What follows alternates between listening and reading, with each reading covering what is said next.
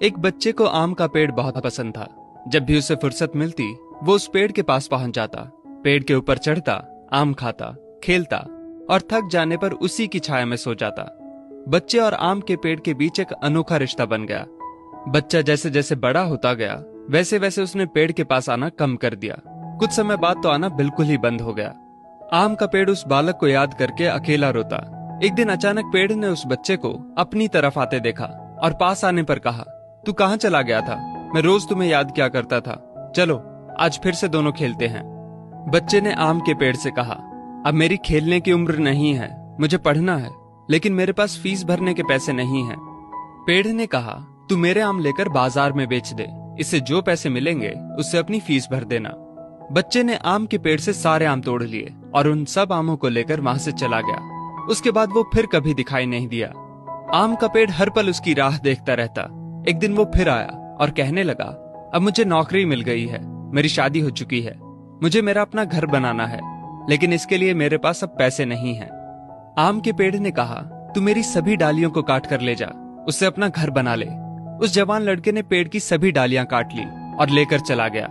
आम के पेड़ के पास अब कुछ नहीं था, वो बिल्कुल बंजर हो गया था, कोई उसे देखता भी नहीं था। पेड़ ने भी अब उम्मीद छोड़ दी थी कि वो लड़का उसके पास फिर आएगा। फिर एक दिन अचानक वहां एक बूढ़ा आदमी आया। उसने आम के पेड़ से कहा, शायद आपने मुझे पहचाना नहीं, मैं वही बालक हूं जो बार बार आपके पास आता था और आप हमेशा अपने टुकड़े काट कर मेरी मदद करते थे। आम के पेड़ ने दुख के साथ कहा, पर बेटा मेरे पास अब ऐसा कुछ भी नहीं जो मैं तुम्हें दे सकूं। वृद्ध ने आंखों में आंसू लिए कहा, आज मैं आपसे कुछ लेने नहीं आया हूं, बल्कि मुझे आपके साथ जी भर के खेलना है, आपकी गोद में सिर रखकर सो जाना है। इतना कहकर वो आम के पेड़ से लिपट गया और आम के पेड़ की सूखी हुई डाली फिर से अंकुरित हो उठी। दोस्तों, वो आम का पेड़ और कोई नहीं बल्कि हमारे माता पिता हैं। हम जब छोटे थे तो हमें उनके साथ खेलना अच्छा लगता था, लेकिन जैसे जैसे हम बड़े होते चले गए उनसे दूर होते गए। पास भी तब आए जब कोई जरूरत पड़ी या कोई समस्या आन खड़ी हुई। आज कई माँ बाप उस बंजर पेड़ की तरह अपने बच्चों की राह देख रहे हैं, जाकर उनसे लिपटें, उनके गले लग जाएं। फिर देखना वृद्ध अवस्था में उनका जीवन फिर से अंकुरित हो उठेगा।